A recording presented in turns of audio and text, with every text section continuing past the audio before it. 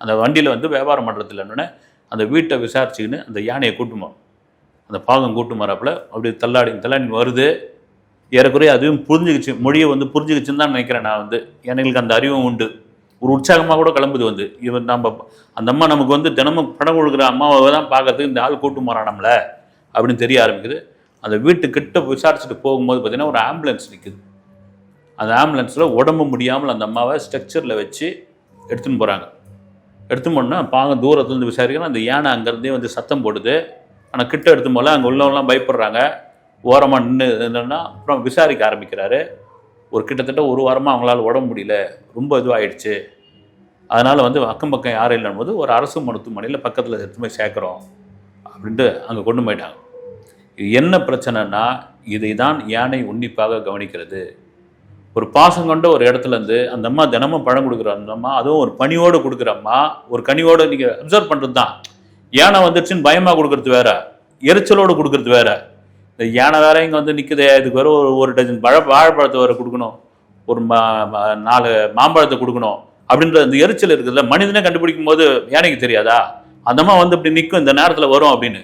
அதனுடைய பாசம் என்ன ஆகுதுன்னா, இந்த யானை பாகன் சொல்கிற மறுநாள் அந்த வழித்தடத்தை மாறி அந்த அரசு மருத்துவமனைக்கு உள்ளே போகுதுங்க வந்து.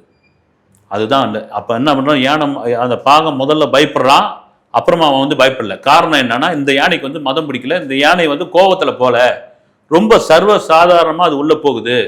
உள்ளே போன சுற்றி உள்ளவங்களாம் இது ஆகிறாங்க. ஏப்பா பிடிப்பான்றாங்க. ஒன்றும் இல்லைங்க, ஒன்றும் இல்லை, யானையை மிரட்டாதீங்க, அது ஒன்றும் இல்லைன்னு.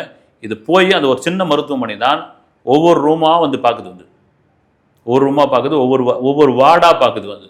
பார்த்த உடனே ஒரு இடத்துல அந்த அம்மா நிற்கிறத பார்த்துட்டு உள்ளே போல அதுக்கு தெரியுது வந்து. உள்ளே போனால் அங்கே வந்து நோயாளிகளுக்கு பெரிய பிரச்சனையாகும், மனிதர்கள் சிதறி ஓடிவாங்கன்ட்டு அங்கே இருக்கிறத பார்த்துட்டு ஒரு சின்னதாக ஒரு உரும்பல் கொடுத்துட்டு திரும்பி வந்து அந்த பாகன் சொல்கிற மாதிரி கிளம்புது.